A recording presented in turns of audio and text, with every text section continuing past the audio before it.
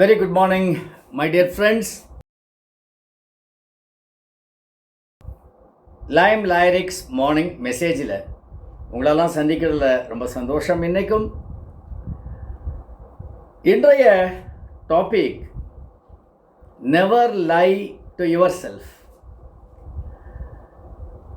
எத்தனையோ பொய்கள் ஒரு நாள் தொடங்கி ஒரு நாள் முடிகிற வரைக்கும் நாம் சொல்லி ஆக வேண்டிய கட்டாயம், நிர்பந்தம், அவசியம் எல்லாமே இருக்கு.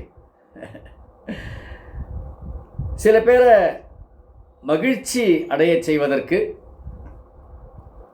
சில பேர்கிட்டேருந்து நாம் தப்பிக்கிறதுக்கு, சில விஷயங்களை மறைக்கிறதுக்கு, நம்மளுடைய கௌரவத்தை காப்பாற்றிக்கிறதுக்கு, நம்மளுடைய தவறுகளை மறைப்பதற்கு பொய் சொல்ல வேண்டிய அவசியம் அப்பப்போ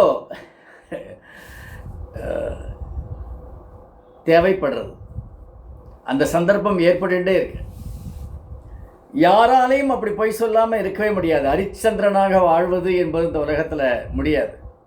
சரி, மற்றவங்க கிட்ட நம்மளும் பொய் சொல்லிடலாம், மற்றவங்களை பொய் சொல்லி நம்ப வைக்கலாம், நம்மளுடைய பொய் முகத்தை நாம் காப்பாற்றிக் கொள்ளலாம். ஆனால் நமக்கு நாமே பொய் சொல்வது என்பது நம்மளுடைய வெற்றிக்கு தடையாக இருப்பது மட்டுமல்ல, நம்மளுடைய நிம்மதிக்கு ஒரு பெரிய கேடு. அது மௌனத்தில் விளையாடும் மனசாட்சியே அப்படின்னு ஒரு பாட்டு கண்ணதாசன் எழுதினார். கான்ஷியன்ஸுங்கிறது அதுதான், மனசாட்சி. மனம் பொய் சொல்கிறத தூண்டி விடும். மனசாட்சி, கான்ஷியன்ஸ், பொய் சொல்கிறதுக்கு நம்மளை அலோவ் பண்ணாது.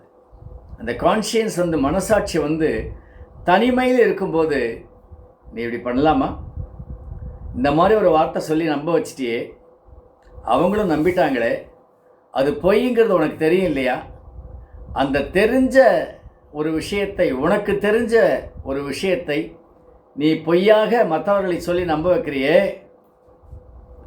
நல்லா இருக்கா அப்படின்னு கேட்கும்.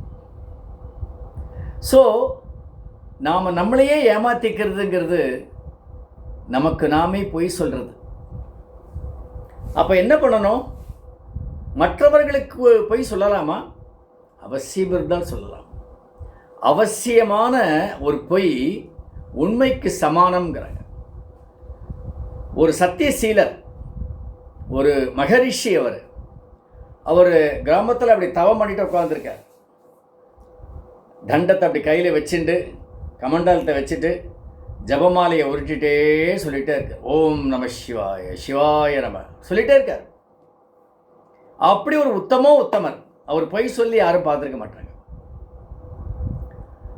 ஒரு சின்ன குழந்தைய கொலை பண்ணுறதுக்கு ஒரு கிராமத்திலேருந்து ஒரு பிரிவினர் ஓடி வராங்க.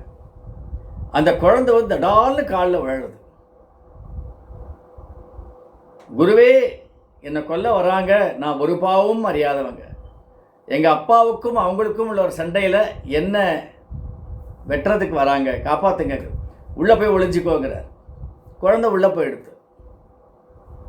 கொஞ்ச நேரத்தில் எல்லாம் புழுதி பறக்க ஓடி வராங்க.